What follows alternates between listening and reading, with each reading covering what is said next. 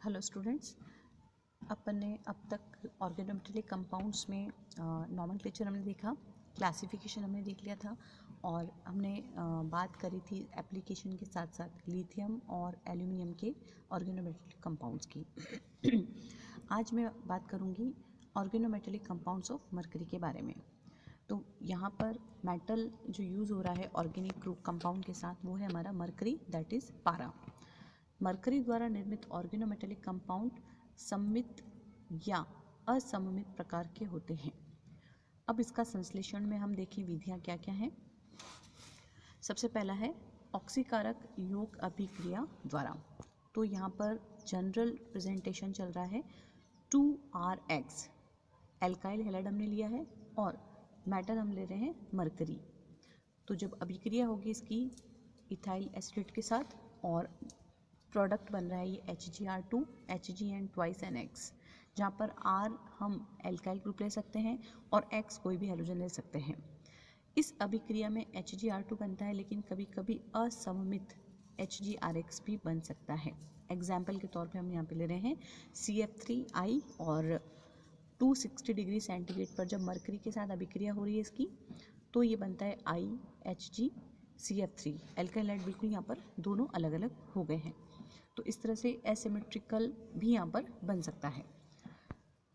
दूसरी अभिक्रिया है इसमें कार्ब ऋणायन हैलाइड विनिमय अभिक्रिया द्वारा, जहाँ पर कार्ब ऋणायन एल्काइल या एराइल और हैलाइड समूह होते हैं जो अलग अलग धातु के साथ जुड़े हों, और जब ये आपस में अभिक्रिया करते हैं तो हमको कार्बोधात्विक यौगिक मरकरी के प्राप्त होते हैं।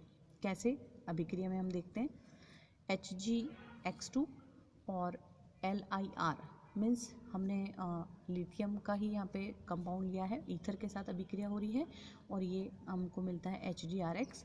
X की जगह हम यहाँ पे हैलाइड लगा सकते हैं। तीसरी अभिक्रिया है मैथिलीन निवेशन अभिक्रिया। मरकरी धातु कार्बन बंध निर्मित करने के लिए डाईएजोमेथेन दैट इज CH2N2 द्वारा मैथिलीनीकरण अभिक्रिया करते हैं और इससे हमें मरकरी के ऑर्गेनोमेटेलिक कंपाउंड प्राप्त होते हैं।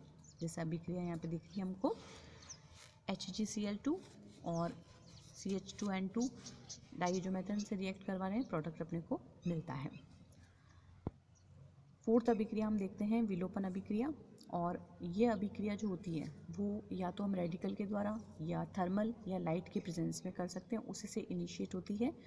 और मुख्य रूप से अभिक्रिया में मरकरी कार्बन बंध बनेगा इस अभिक्रिया में अपघटन होकर के। जैसे यहाँ पे टेम्परेचर के थ्रू भी दे रखा है, बॉइल्ड करके प्रिडिन के प्रेजेंस में। ये सारी रिएक्शन डायरेक्ट है और हमको इसी तरह से इसको याद करना है। फिर है एरोमेटिक यौगिक का मरकरीकरण। कैसे? बेंजीन हम ले रहे हैं और मर्क्यूरिक एसिड हमने लिया है, सॉल्वेंट एथेनॉल यहाँ पे प्रयुक्त हो रहा है और अभिक्रिया होती है, इस तरीके से डायरेक्ट प्रोडक्ट मिलेगा। अब बात करते हैं इसकी केमिकल रिएक्शंस की। तो सबसे पहले हम देखते हैं एल्कलीकरण या एल्काइलेशन में क्या होगा। तो मरकरी का हमने ऑर्गेनोमेटेलिक कंपाउंड लिया, ये 6HgCH3 whole twice dimethyl mercury, और प्लेटिनम क्लोराइड टेट्राक्लोरोप्लेटिनेट जिसको हम कह रहे हैं वो हम ले रहे हैं और ये बनता है एल्काइलेशन। मीन्स यहाँ पे CH3 जो अपना ग्रुप है वो एक तरह से आगे और यहाँ पे इंक्रीज हो रहा है। फिर है रीडिस्ट्रीब्यूशन रिएक्शन, पुनर्वितरण अभिक्रिया।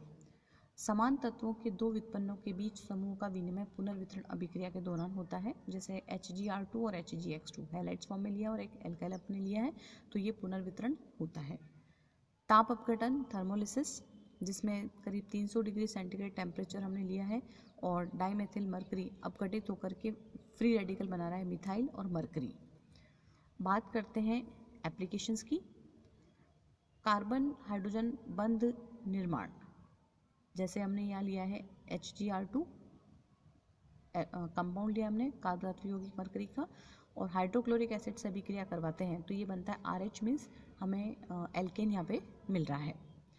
फिनॉल के साथ मर्क्यूरिक एसिडेट की अभिक्रिया होती है और यहाँ पर एक ग्रुप फिनॉल के साथ जुड़ता है और जब फर्दर हम सोडियम क्लोराइड के साथ अभिक्रिया करवाते हैं आयोडीन की प्रेजेंस में, तो हमको मिल रहा है ये हैलाइड फॉर्म में बेंजीन, दैट इज हम कह सकते हैं आयोडो बेंजीन। फिर है उपधातु कार्बन बंध बनाने में प्रयुक्त होता है ये। करीब 100 डिग्री सेंटीग्रेड पर डाई मिथाइल मरकरी को बेरिलियम के साथ अभिक्रिया करवाते हैं तो ये हमको प्रोडक्ट मिलता है। कार्बनिक संश्लेषण में ऑक्सीडेंट और रिडक्टेंट के रूप में भी प्रयुक्त होता है। ऑक्सीमर्क्यूरेशन रिएक्शन ये बहुत ही इंपॉर्टेंट है, मैंने इसमें डाल भी रखा है आपके, इसमें मैकेनिज्म भी आता है और अभिक्रिया स्टेप बाय स्टेप होती है। कैसे?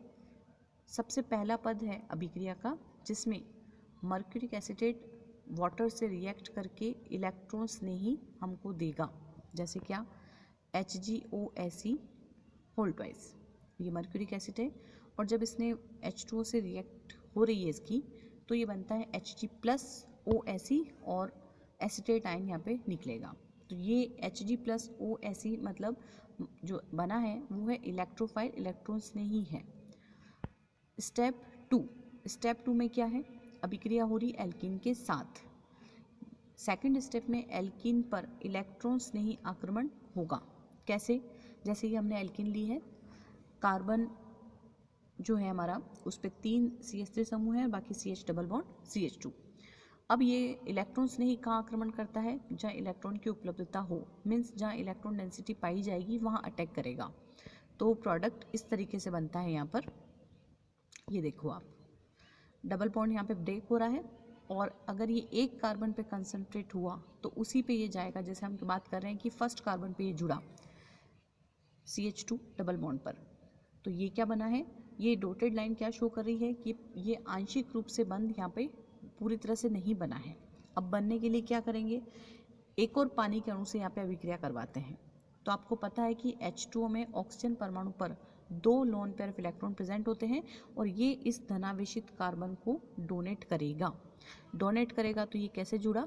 इस तरीके से, जिस कार्बन पर धनावेश है उससे जुड़ेगा और ये बनेगा आपके सामने CH के साथ OH यहाँ पे जुड़ा हुआ है। अब चूंकि ऑक्सीजन परमाणु ने अपना इलेक्ट्रॉन पेयर डोनेट किया तो ऑक्सीजन क्या हो गया? इलेक्ट्रो पॉजिटिव चार्ज यहाँ पे कैरी करेगा। बहुत लंबे समय तक ये कंडीशन नहीं रह सकती है क्योंकि यौगिक अनस्टेबल है। तो हम क्या करेंगे? इसको रिमूव करेंगे। रिमूव करने के लिए दोबारा से हम अभिक्रिया करवा रहे हैं वाटर से और ये बनेगा, एक H लेके जाएगा H3O- और हमको स्ट्रक्चर मिलती है कार्बन पर OH की तरीके से। ये है। अब लास्ट जो स्टेप आ रही है हमारे पास वो है डीमर्क्यूरेशन। ये अभिक्रिया ऐसी है, मर्क्यूरेशन एंड डीमर्क्यूरेशन साथ में चलता है और हम करवाते हैं इसको डीमर्क्यूरेशन सोडियम बोरोहाइड्रेट के प्रेजेंस में और बेस यहाँ पे हम स्ट्रॉन्ग बेस लेते हैं। डीमर्क्यूरेशन जब करवाएंगे हम इसको तो यहाँ पर इस तरीके से ये बनेगा, HgOSe रिलीज होगा यहाँ पर और ये सेकेंडरी अल्कोहल मेन प्रोडक्ट के रूप में मिलता है। तो बहुत ही इम्पॉर्टेंट रिएक्शन है ये ऑक्सीमर्क्यूरेशन रिएक्शन और स्टेप बाय स्टेप आती है। इसको मैंने इसीलिए समझा है कि स्टेप फर्स्ट में क्या बनेगा? एक इलेक्ट्रॉन्स नहीं बनेगा। सेकंड स्टेप में एल्कीन पर इलेक्ट्रॉन्स नहीं का आक्रमण होगा और हम थर्ड स्टेप में देखते हैं डीमर्क्यूरेशन, जिसकी वजह से secondary alcohol as a product हमको मिलता है। तो शॉर्ट नोट्स भी आते हैं, इसलिए आपको इसको ध्यान से देखना है।